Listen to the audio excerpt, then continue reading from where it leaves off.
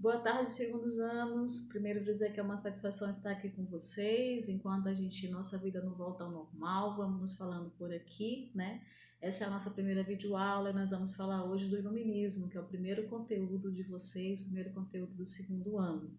Lembrando que vocês relembrem, né? Em casa estudem, quero reforçar os conteúdos que nós revisamos nas aulas anteriores, aquele conteúdo a gente vai fazer avaliação quando a gente retornar e a nossa avaliação diagnóstica é em cima daqueles conteúdos. Mas hoje vamos falar sobre o iluminismo, né? O que foi o iluminismo? Esse movimento que tem, o próprio nome já fala, iluminismo vem de iluminação, vem de luz, e por conta do quê? Porque realmente foi exatamente isso que os iluministas fizeram lá na Europa, né? O iluminismo era as luzes da razão contra as trevas da ignorância. Foi um movimento que veio para ignorar, para combater as trevas da ignorância, para retirar a população europeia daquele momento, né, a população mundial, daquela situação crítica de acreditar em coisas que não faziam o menor sentido.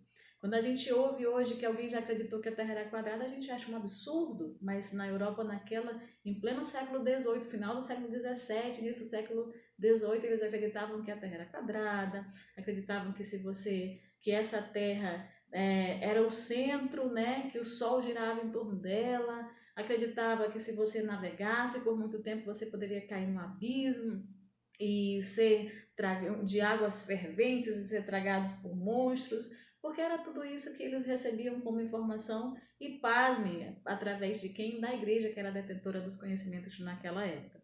Mas o iluminismo, ele acontece, como eu falei para vocês, no final do século XVII, início do século XVIII, na Europa, e teve alguns precursores, né? Alguns iluministas que foram os primeiros, e não foram qualquer pessoa, né? Foi René Descartes, Isaac Newton, John Locke, ou seja, físicos, fisiocratas, historiadores, sociólogos, economistas, que vão trazer nesse momento um novo conceito, né? Um novo olhar. A partir de agora não se acredita nada que não seja comprovado através da ciência, que não esteja passado por um experimento. Se você não apresentou uma tese, se você não aplicou um método e fez que aquilo se tornasse um experimento, então você não tem embasamento teórico nenhum para falar, e era exatamente isso que os iluministas vieram dizer para a população mundial naquele momento.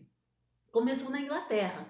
O iluminismo ele começou na Inglaterra, mas foi lá na França que ele alcançou o apogeu dele, ou seja, surgiu os principais iluministas lá na França. Ele começa na Inglaterra, mas ele toma força mesmo na França, tanto que depois ele vai servir de base para fazer com que a França faça uma revolução, a primeira que foi um marco na história da humanidade, que é a Revolução Francesa. Mas voltando ao iluminismo, eles queriam o quê? A partir de agora, a confiança total seria na razão e nas ciências como motores do progresso. Exatamente. Motor do progresso, era isso que o iluminismo vinha dizer. E o motor do progresso seria através da razão e das ciências. Nada de emoção, nada de misticismo, nada de disse-me disse, tudo muito comprovado. O que eles defendiam naquele momento? Igualdade. A questão, um dos pilares do iluminismo era a igualdade jurídica de todos perante a lei. Ninguém é melhor que ninguém. Eles queriam que isso valesse. Também queriam a tolerância religiosa e filosófica e moral. Era uma das coisas que eles defendiam. A tolerância religiosa, para que você tivesse liberdade para cultuar da forma que você achasse conveniente. Porque naquele momento só quem poderia apresentar como religião seria a religião católica, que a gente já sabe dessa história. E a liberdade. Liberdade de quê? Liberdade de comércio só poderia se desenvolver numa sociedade livre. Ele dizia, quem vai apresentar isso mais na frente vai ser, um pouquinho mais à frente, vai ser Adam Smith com o liberalismo econômico, que dizia deixa fazer, deixa passar. Então, todos deveriam competir em pé de igualdade, sem privilégio para companhia alguma. Então, a tolerância, né, a liberdade ao comércio, que era todos poderiam vender, comprar livremente, teria que ter essa liberdade de comércio. Lembre-se que nesse momento nós tínhamos a burguesia na França, que eram os comerciantes que foram se organizando, mas que não tinham poder nenhum, não tinham liberdade para levar, para vender o seu produto, eles eram proibidos de ascenderem socialmente, né? E nós temos também um outro pilar do iluminismo, era a propriedade.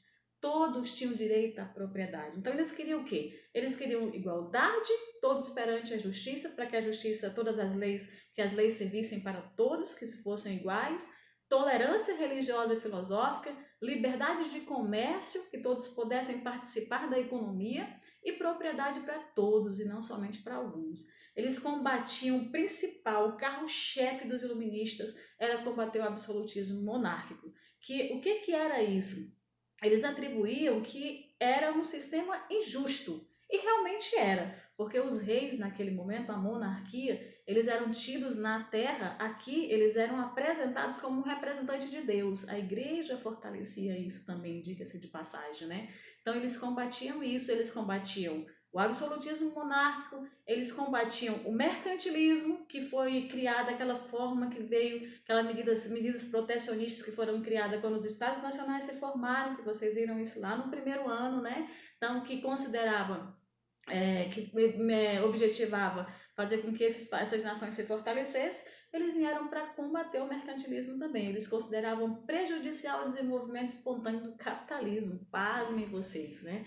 Além disso, pessoal, o poder da igreja era o que mais, foi um dos pontos que os iluministas mais bateram. E nesse momento vai surgir, naquele momento na Europa, um cidadão chamado